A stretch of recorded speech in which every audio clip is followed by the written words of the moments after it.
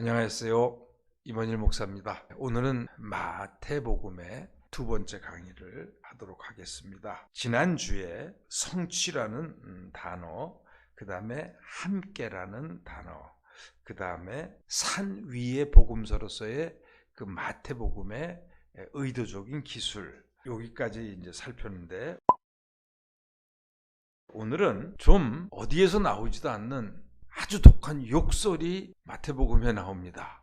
여러분, 우리가 산상수훈 다음에 진행되는 예수님의 6가지 명제, 그 중에서 살인하지 말라. 그런데 형제들에게, 자매들에게 얼간이다, 바보라고 말하는 사람은 똑같이 살인죄와 같이 지옥불 속에 던져질 것이다, 이렇게 말씀을 하십니다. 그래서 살인의 의미를, 타인의 인격을 완전히 무시하는 그런 행동까지, 언행까지 넓힌 예수님의 말씀이 분명히 있는데, 이 마태복음에서는 이 독사의 자식들아, 우리 표현으로 하면은 독사의 새끼들아, 이런 욕설이죠. 이건 개 SS보다 더 심한 욕설이라고 볼 수 있는데, 이 욕설이 독사의 새끼들아, 이 욕설이 3번이 나옵니다. 한 번은 세례 요한의 입을 통해서 나오고, 두 번은 예수님의 입을 통해서 거침없이 쏟아집니다. 형제 자매한테 바보라고, 얼간이라고 하는 것도 살인이라고 하시면서 누군가에게는 예수님께서 독사의 자식들아, 이렇게 말씀하십니다. 이 욕설의 상대방이 누구냐 하면, 세례 요한의 경우는 사두개인과 바리새파 사람들이었고, 그 다음에 예수님이 이 어휘를 사용하실 때에 그 상대방은 율법학자와 바리새인들입니다. 사실 율법학자들이 바리새인들의 지도자이기 때문에 결국 바리새인들을 향한 책망의 말씀을 하실 때 이 욕설이 나옵니다. 이런 마태의 거침없는 표현은 이 마태복음이 저술될 당시에 교회의 상황을 아주 잘 반영하고 있습니다. 마가가 70년 이후에, 예루살렘 성전이 완전히 파괴가 된 이후, 70년 이후, 70년과 75년 사이에 쓰여졌다, 이렇게 하는데, 마태복음은 그러고 나서 85년에서 90년 사이 이렇게까지 잡습니다. 어떤 사람은 조금 더 80년 이렇게 잡는데, 즉 여러분, 예루살렘이 완전히 파괴되고 성전이 약 15년에서 20년 후에 쓰여진 책이라고 봅니다. 이때는 사두개인이고 열심당이고 SNF하고 다 로마에 의해서 완전히 사라졌고, 유대 종파 중에서 유일하게 그때까지 살아남은 종파가 바리새인입니다. 근데 이 바리새인들이 이제는 철저하게 기독교를 배척하기 시작할 때입니다. 그래서 교회와 유대교, 바리새인과의 사이가 무척 안 좋았습니다. 바리새파와 그들의 지도자인 율법학자를 향한 예수님의 거의 저주에 가까운 그 욕설과 그들의 위선에 대한 아주 극렬한 비판은 여러분 마태복음 23장에서 상당히 길게 자세히 소개되고 있습니다. 그리고 거기에는 마태 공동체를 향한 이 바리새인들의 핍박 상황도 소개되고 있습니다. 특별히 23장 34절이 그때의 상황을 잘 반영하고 있다, 이렇게 해석들 합니다. 그리고 이어지는 23장 37절 38절을 보시면 예루살렘의 멸망 책임이 직접적으로 바로 바리새인들에게 있다고 분명하게 말하고 있습니다. 처음에 유대인들에게만 집중했던 예수님의 사역은 7장 6절에 보면 산상수훈 중에서 이런 표현이 있습니다. 거룩한 것을 개에게 주지 말고 진주를 돼지 앞에 던지지 말아라. 근데 예수님의 사역이 바로 바리새인들 앞에서는 이런 짝이 된 것입니다. 유대인들은, 바리새인들을 중심한 유대인들은 예수님의 천국 복음 선포를 짓밟았고 되돌아서서는 예수님을 물어뜯었죠. 하나님의 아들을 거부했을 뿐만 아니라 예수님을 음모를 통해서 십자가에 매달아 죽였습니다. 물어 뜯은 거죠. 이렇게 유대인들에 의해서 거부된 이 하나님의 아들을 통한 하나님의 구원의 복음이, 그래서 이제는 이방인에게 활짝 열렸다는 것을 마태는 또 복음서 첫 장에서부터 이것을 암시하며 예수님의 생애의 시작을 이끌어갑니다. 무슨 얘기입니까? 여러분, 마태복음 2장 1절에서 12절 그 예수님의 탄생 기사에 뜬금없이 이방인인 동방박사 3명이 별빛을 보고 유대의 왕으로 태어나신 이 아기 예수께 경배하러 오는 것으로 이야기에 등장시킵니다. 예수님의 첫 이야기에. 그런데 대조적인 것이 그들은 먼 곳에서부터 유대의 왕으로 태어나신 아기 예수께 경배하러 오는데 이 소식을 들은 유대인들은 소동합니다. 예루살렘 성이 아주 시끌벅적할 정도로 소동합니다. 우리 세번역 성경에서는 당황하였다. 그래서 막 어디가 태어나는 곳이냐 사람들을 모으고 물어보고 왕이 소동을 하고 많은 지도자들이 소동을 합니다. 2장 3절에 보면 대조적인 모습이죠. 동방박사들은 결국 다시 별빛의 인도를 받아 베들레헴에서 누워 계신 아기 예수께 경배를 하고 그들의 고향으로 돌아갑니다. 그리고서는 동방박사의 흔적이 총총히 사라져 버렸어요. 근데 왜 이 얘기를 예수님의 첫 이야기인 탄생 기사에 이것을 등장시키는가? 여러분, 이것이 마태복음 전체에 흐르는 이방인 주제입니다. 이방인들, 유대인들이 거부한 이 하나님의 천국 복음이 이제는 이방인에게로 그래서 열렸다라는 것을 마태는 복음서 첫 장에서부터 마지막 장까지 이 사실을 계속 예수님 얘기하면서 풀어갑니다. 8장에 보면은 아주 예수님이 극찬한 믿음의 모범으로 그 믿음이 예수님을 놀라게 했다고까지 표현을 하는데, 이 백부장의 믿음, 아픈 자기 종을 치료해 달라고 그래서 예수님이 가서 치료해 주겠다고 그랬더니 낫게 해 주겠더니 저는 예수님이 제 집에 오는 걸 감당하지 못합니다. 그저 말씀만 하십시오. 이것을 소개하면서 마지막 절에 이런 표현을 합니다. 이 나라의 백성, 유대인이죠. 이 나라의 백성은 어두운 데로 쫓겨나고 많은 사람들이 동서로부터 와서 몰려와서 하늘나라의 잔치에 참여할 것이다. 이것은 예수를 계속 배척하는 유대인들과는 대조적으로 이방인들이 오히려 참 믿음의 모습을 보이면서 예수께 몰려올 때 바로 그것이 종말에 펼쳐질 하늘나라에서의 큰 잔치, 아브라함과 야곱과 이삭이 다 참여하는 그 잔치에 이방인들이 함께 자리를 한다는 이러한 말씀을 예수님께서는 예언으로 남기시죠. 또 모범적인 믿음의 또 사례가 이방 여인 가나안 여인을 소개합니다. 15장에서 있죠. 그리고 이제는 아주 노골적으로 예수님이 비유를 통해서 말씀하십니다. 계속해서 예수님에게 딴지를 걸어오고 강하게 저항하는 바리새인들을 보고 포도원 소작인의 비유를 들려주십니다. 21장 33절 42절에 보면 나중에 이 악한 포도원 사람들을 다 진멸하고 너희에게서 하나님의 나라를 빼앗아서 그 나라의 열매를 맺는 민족에게 주실 것이다. 즉 이스라엘에게 처음 소개한 예수를 통한 이 복된 소식, 하나님의 나라를 빼앗아서 이방인들에게, 다른 민족들에게 주실 것이다 하고 예수님께서 직접 선언하신다. 그리고 이제 마지막으로 또 뭡니까? 모든 민족을 제자로 삼아서 세상 끝날까지 전파하고 가르쳐 지키게 하라. 그렇게 명령하심으로 복음서를 마칩니다. 그래서 독사의 자식이다 이렇게 얘기함으로 이제 결국 이스라엘은 하나님의 구속사에서 잠시 물러가고 그리고는 이제 이방을 향해서 펼쳐지는 이 구속사의 얘기를 마태는 전하고 있습니다.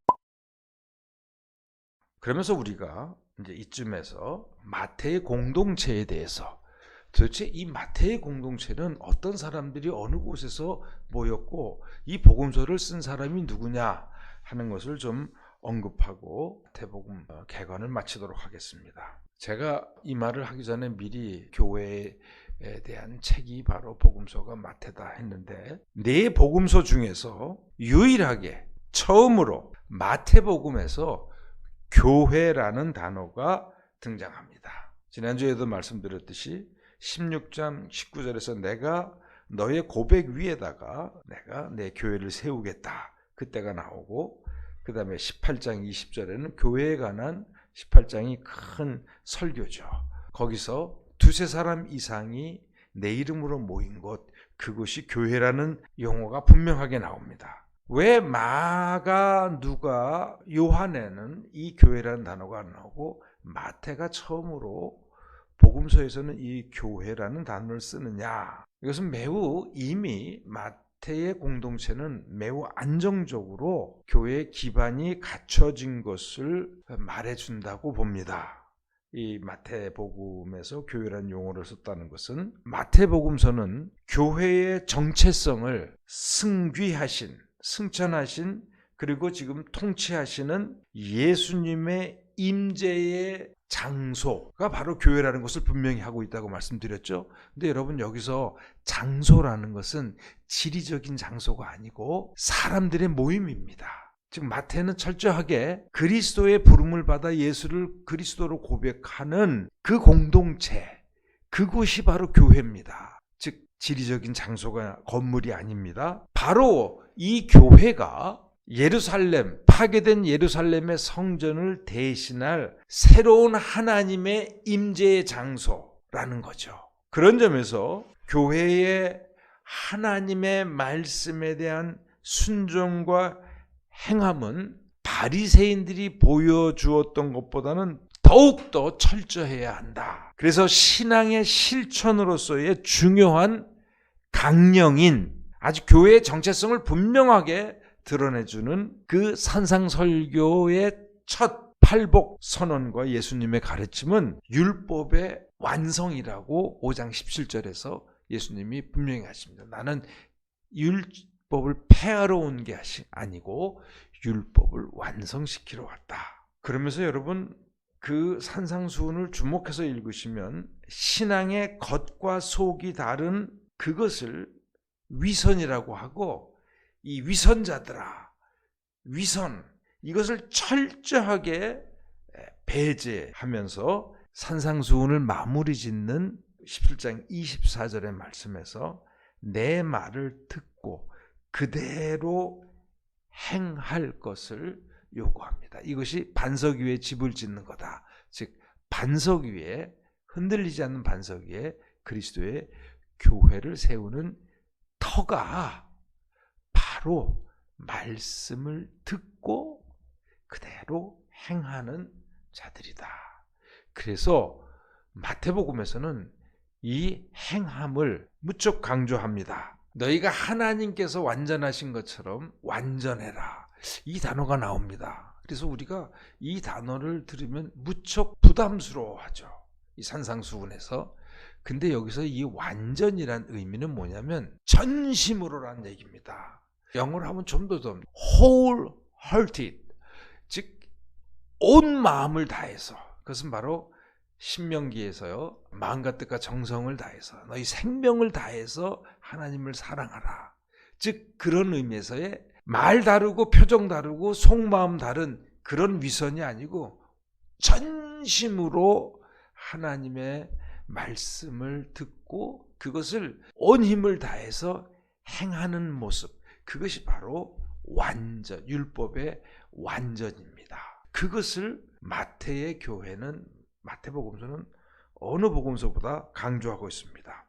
이런 교회, 이렇게 예수 그리스도의 말씀을 듣고 전심으로 행하는 이 공동체는 하나님의 말씀을, 즉 율법을 해석할 수 있는 권한이 예수님에 의해서 주어집니다. 그래서 마태복음에는 땅에서 매이면 하늘에서도 매이고 땅에서 풀면 하늘에서도 풀린다. 이 표현이 교회에 대한 예수님의 약속과 또 교훈의 말씀에서 두 번이 나옵니다. 16장 19절. 내가 이 반석 위에다가 교회를 세우겠다 하셨죠. 그러면서 천국의 열쇠를 너에게 준다. 그래서 땅에서 너희가 매면 하늘에서도 매이고 너희가 땅에서 풀면 하늘에서도 풀린다. 또 18장 18절에서도 아까 말씀드렸던 여기서 이 율법을 묶다, 즉 맨다, 그 다음에 풀다, 율법을 묶다와 율법을 푼다는 이것은 예수님이 처음 말씀하신 게 아니고 유대인의 율법 해석의 용어를 차용해서 말씀하신 겁니다. 하나님의 계명이, 하나님의 말씀이 어떤 특정한 상황에 적용될 수 있다고 결정했을 때, 율법이 처음에 주어졌을 때는 상정하지 못했던 새로운 상황들이 닥칠 때 이 상황은 그 율법의 말씀 그대로 따라야 된다고 해석하는 것을 묶는다, 맨다 이렇게 했고, 어떤 말씀이 영원히 하나님의 말씀으로 유효하기는 하지만 어떤 특별한 상황에서는 글자 그대로 적용할 수 없을 때, 이럴 때는 율법을 푼다 이렇게 말했습니다. 예수님께서는 우리가 마태복음을 읽다 보면 이렇게 하나님의 말씀을 묻고 푸는 것을 아주 자유롭게 구사하시죠. 즉 살인하지 말라라는 이 계명을 인격을 모독하는 욕설도 살인에 해당한다고 이렇게 해석하시는 것이 바로 뭐요? 묶으시는 거죠. 그런 거 하면은 안식일에 밀바사에 가서 배가 고파서 생미를 이렇게 따서 먹었는데 그것은 안식일에 해서는 안 될 안식일 율법에 대한 위반이요. 그럴 때 예수님께서는 다윗의 예를 들면서 안식일이 사람을 위해서 있는 거지 사람이 안식일을 위해서 있는 게 아니다. 이렇게 해석을 하시죠. 이런 거는 율법을 푸시는 겁니다. 예수께서는 마태 공동체, 즉 교회에게 이런 말씀의 해석권을 주셨다고 분명히 말하고 있습니다. 이게 이제 교회가 자치적으로 하나님의 말씀의 근본 정신에 입각해서 새로운 상황에 어떻게 대처하느냐, 이 말씀을 해석하느냐, 이것이 바로 교회의 중요한 예수님께서 위임해 주신 권한이라는 거죠. 그래서 이 마태복음서의 저자는 예수님의 12제자 중에 한 명인 세일이, 마태, 그 사람일 가능성은 거의 없다라는 것이 오늘날 일반적인 견해입니다. 간단히 말씀드리자면, 이후로 여러분, 마가는 예수님을 직접 체험한 사람이 아니죠. 예수님 제자들의 다음 세대입니다. 예수님의 제자들, 즉 아이위트니스라 그러죠. 직접 눈으로 보고 체험한 그 사람들이 전해준 말, 또 그 사람들이 남겨준 기록들을 가지고 마가복음을 기록했다고 말씀드렸습니다. 그런데 마태가, 예수님의 제자였던 마태가 이 마태복음을 기술했다 그러면 왜 예수님을 체험하지 못한 마가복음서를 엄청나게, 마가복음의 전 내용이 거의 다 마태복음에서 반복돼요. 마가복음에 그렇게 의존해서 마태복음을 썼겠느냐? 그럴 리는 없다. 그 다음에 또 하나, 왜 예수님의 제자 마태가 마태복음서의 저자가 아니냐? 이 마태복음의 헬라어 문장이, 저는 뭐 그 정도까지 그렇게 헬라어를 갖다가 분석할 능력이 없지만 헬라어 문장이 매우 수준이 높다는 겁니다. 아주 자유자재로 헬라어 문장을 표현하고, 그 다음에 구약에 대한 해석의 수준이 서기관 못지않은 수준이라는 겁니다. 이런 점에 있어서 마태가 복음서를 쓴 저자라고 생각하기는 어렵다. 그리고 80년에서 85년 사이면 실질적으로 마태가 무지무지하게 고령이 되죠. 우리가 추측하는 그 연도수를 보면 그 고령의 나이에 이렇게 치밀한 복음서의 글을 쓰기 어렵다는 점, 이런 것들을 통해서 마태의 저자는 마태복음에 예수님의 제자 마태가 아니고, 철저하게 그 사람은 자기 이름을 드러내지 않고 교회 공동체의 뒤에 자기 이름을 감췄다, 이렇게 봅니다. 그래서 이 마태의 저자는 유대의 그 전통적인 신앙 구약 성경의 내용에 아주 정통한 사람 유대인이었다. 그러면서도 헬라어에 매우 능숙했다. 이런데 또 이 마태 공동체에 아주 특징적인 모습이 있습니다. 마태복음에서는 도시, 폴리스라는 이 단어를 상당히 많이 씁니다. 주로 마가복음에서는 마을이란 단어를 많이 쓰거든요. 근데 마태복음에서는 도시, 큰 도시를 얘기하는 거예요. 도시라는 단어를 28번을 씁니다. 마가에서는 이 단어가 뭐 데가볼리 이렇게처럼 8번 정도밖에 안 나와요. 그리고 또 마태복음의 특징적인 마가와 누가에 비교해 보면은 마태에서 다루는 화폐의 단위가 마가나 누가보다 엄청 고액의 단위를 사용한다라는 점입니다. 여러분 예컨대 그 달란트의 비유가 있어요. 어떤 주인이 먼 곳으로 여행을 가면서 종들에게 재산을 맡기죠. 돈을 맡기죠. 그래서 마태에서는 5달란트, 2달란트, 1달란트가 나옵니다. 근데 요게 누가복음에서는 달란트가 아니고 문화, 10문화, 5문화, 1문화입니다. 이 달란트와 문화의 액수의 비율은 60대 1입니다. 그러니까 한 문화를 뭐 요즘 단어로 한다면은 1000만 원으로 한다 그러면은 이 한 달란트는 여러분 이건 제가 예를 드는 겁니다. 60배입니다. 억과 천만 단위예요. 근데 마가복음에 오면은 액수가 더 작아집니다. 그래서 여기는 100만 단위예요. 그래서 이제 극단적으로 표현하면은 마가의 공동체가 주로 월세, 보증금 정도 가지고 있는 그런 사람들의 공동체라면 누가는 이제 전세 정도는 살 수 있는. 그런데 마태는 요즘 우리 자기 집 하나 정도는 갖고 있는. 그러면서 거기서는 금, 은 이런 표현들이 많이 나와요. 근데 마가에서는 은이란 표현이 딱 한 번 나옵니다. 그만큼 마태의 공동체는 경제적으로도 되게 안정된 생활을 하던 사람들이다. 그리고 이 공동체를 향해서 쓴 글에서 헬라어라든가 유대 문화에 대해서 자유자재로 헬라어로 소개하는 것을 보면 마태의 공동체는 이미 유대인들과 이방인이 함께 모이는 공동체였다. 이렇게 생각합니다. 그래서 대부분의 학자, 뭐 다는 아닙니다. 이 마태의 공동체가 있었던 곳을 시리아의 안디옥 또는 그 인근의 지역이라고 봅니다. 여러분 중문동에서 제일 큰 로마의 도시가 시리아의 안디옥입니다. 여러분 바로 이 안디옥에서 이 마태복음이 쓰여지기 이제 만약에 안디옥에서 쓰여졌다면 30년 전에는 어떤 일이 있었습니까? 바울과 바나바를 처음으로 이방인의 선교사로 파송한 교회가 바로 안디옥 교회 아닙니까? 바로 거기가 아니겠느냐? 이렇게 다수 의견들이 이런 마태의 특별한 상황을 보고 이렇게 해석을 해봅니다.